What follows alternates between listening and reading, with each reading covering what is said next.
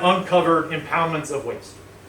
Well, one of the results of storing swine waste in this fashion is you deprive most of the system of oxygen. And in the absence of oxygen, as the bacteria are breaking down the organic content of that waste, methane is generated.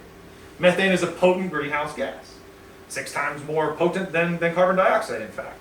But what I want to make sure that you notice is this is a direct quote from the EPA, basically saying, look, that methane generation is a result of the choice to use this lagoon to store the waste. Methane production in this volume is not a natural product of swine waste decomposition. It's only because of its deprivation of oxygen. Well, what they decided is, you know what? Why let it have any oxygen? Let's generate the maximum amount of methane. Let's cover the lagoons, and let's capture that methane and use that to generate energy. Now, there are a bunch of different ways that biogas can be produced, and I want to be really clear that our concern is with the way that this industry is proposing to generate biogas. I want to distinguish, for instance, a similar approach at a wastewater treatment plant, or biogas production that is intended to power on-farm operations and includes various components which do exist that can help meet those 5 performance criteria.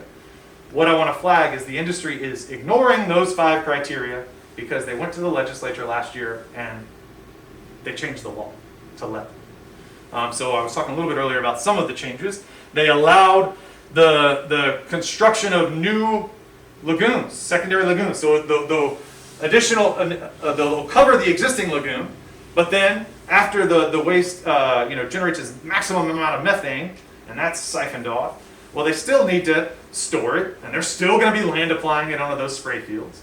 And so they're literally having, in many instances, to excavate a brand new impoundment.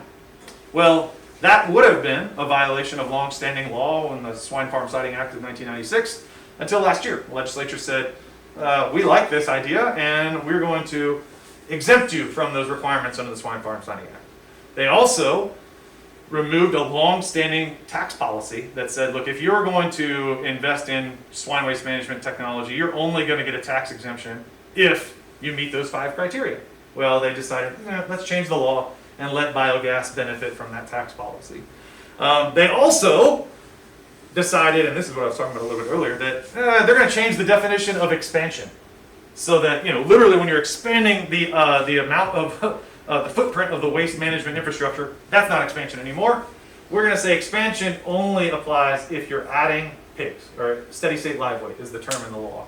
So basically, the legislature tried to grease the skids for a problematic approach to biogas. And that's why we're here today, because DEQ now has this obligation to issue a permit, and we want to make sure that it's as protective as it can be. So another distinction I want to make is sort of biogas in general versus what they're actually doing here. So this is a directed biogas model. And what that entails is, like I said, they're going to cover the lagoon, they're going to capture that gas, but as part of a directed biogas system, what that means is they're going to capture the gas at multiple facilities and then pipe it to a utility-owned conditioning facility. And so one of the big first projects is called Align RNG. They've already got a permit for their conditioning facility on Highway 24 right between Duplin and Sampson counties, which, remember, are the top 2 pork-producing counties in the country. And they're also both in the Cape Fear watershed. And they're going to send all of that gas to that conditioning facility, at which point